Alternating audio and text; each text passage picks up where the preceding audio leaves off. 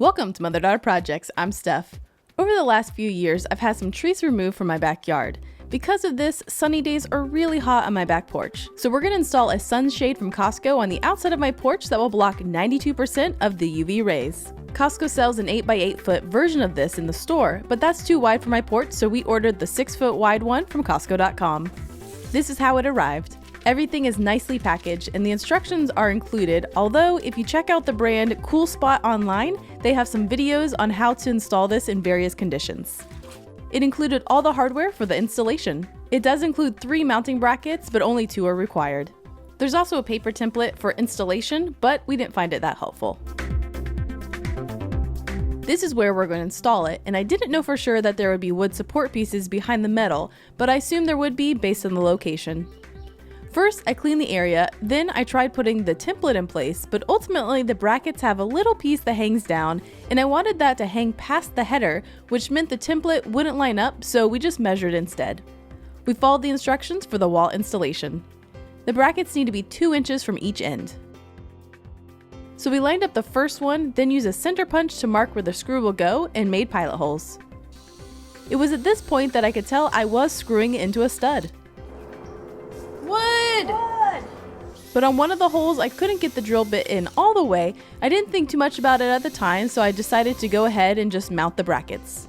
I drilled them in partially to make sure it was level, but still I was having trouble with that first hole. I continued driving and then got an impact driver, and I ultimately broke the head off the screw. Oh, the head just came off!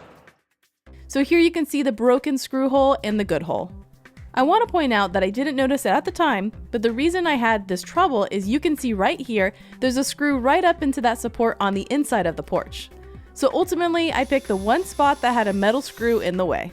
I decided to move the bracket over one so I could use the good hole and then just drill a second hole, and it worked perfect. Again, I made sure it was level before I fully tightened the screws. We really took our time with this to make sure the brackets were secure and level. I repeated the same process for the other side, and I really mean that because I once again found the one spot that had the screw in the way. Again, didn't realize it until after. So I had to move the bracket over one, and that's why there's 3 holes. I got the bracket fully tightened in, and then we clipped the shade in place. This was really easy to attach, and it was nice and level. We were excited. Boom! It's literally perfect. Okay. It's literally perfect. To move the shade up and down, there's a manual crank that I'm assembling here. You're supposed to attach the ring when the valance is on the ground, but we didn't do that, and so we're just doing it here once it was hung, and it was still pretty easy. Then we tried out the shade. It does take a bit of time to unroll the shade, but it's not a big deal. I also don't foresee taking it up and down every day. I'll probably just keep it down most of the summer. It does go down to 8 feet, but I wanted to stop right at the windowsill. There is an included bungee system to hold the shade in place when the wind blows, but we couldn't figure out how to really attach that. We realized if we attached C-clamps to the windowsill, it would hold it in place. We found these stainless steel ones on Amazon that will probably leave in place. Shortly after install, we had a day with heavy winds, and this was so simple to push up on the brackets and remove the shade. This is nice and cuts down on so much of the sun's light and heat that comes into my porch. I do want to point out that Costco sells a motorized version of this on their website for $440, and we paid $120 for this manual version.